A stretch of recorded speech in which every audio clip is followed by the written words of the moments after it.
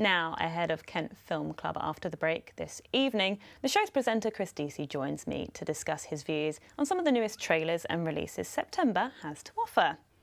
Now, we're going to talk about book adaptations first. I feel like I'm a fan. I feel like, if I'm being completely honest, I should read more books to then understand the adaptation, because I hear a lot of people say, no, the book's better, or they didn't, use the source material.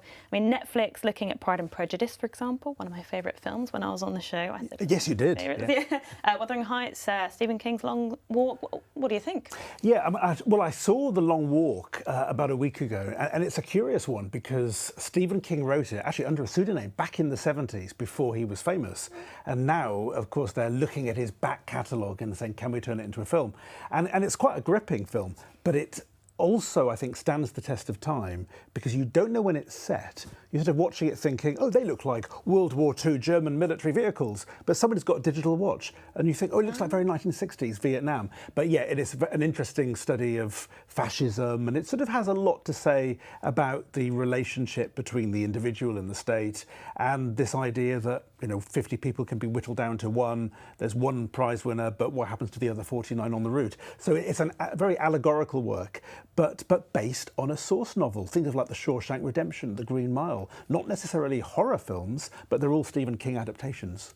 So is it the case that these kind of films apply to any timeline? Is it history repeating itself kind of thing? Or? Well, you mentioned Pride and Prejudice, and I'm thinking also of Sense and Sensibility. I mean, Emma Thompson won an Oscar for that, and but what she did, which is clever, is update that story. And there've been so many attempts with Charles Dickens as well as Jane Austen to say, well, this is a story that we've known for decades, for centuries, but is there a new spin that you can put on those classic works? And sometimes it can be by giving them a more contemporary sensibility, or actually saying, from the point of view of today, let's look back on that period with a different understanding of race or class or gender, and inverting some of the roles. So you're both making them period dramas, but also infusing them with something that couldn't be anything other than a 2020s outlook. So there are very clever ways of respinning all these classic works. Yes, and one that looks like it may be respun next year when it comes out is Wuthering Heights. I know the trailer came out.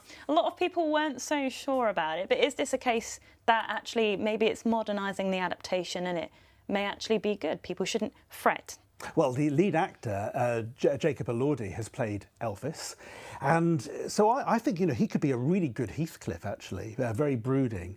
And you see, again, I remember I read the novel, I think about 2007, so a long time ago, and I've been to Scarborough and I've seen the part of the world where the Brontes worked their magic. So there is a sense in which this, I think, really does work. It's a sense of the sort of relationships. Maybe the language that was used in the era when a lot of these novels were written wouldn't be the same sort of language that we'd use today, but anything to do with manipulation or gaslighting. It's very easy to find new ways, or controlling relationships. It's very easy to find a new lens through which to look at those classic works.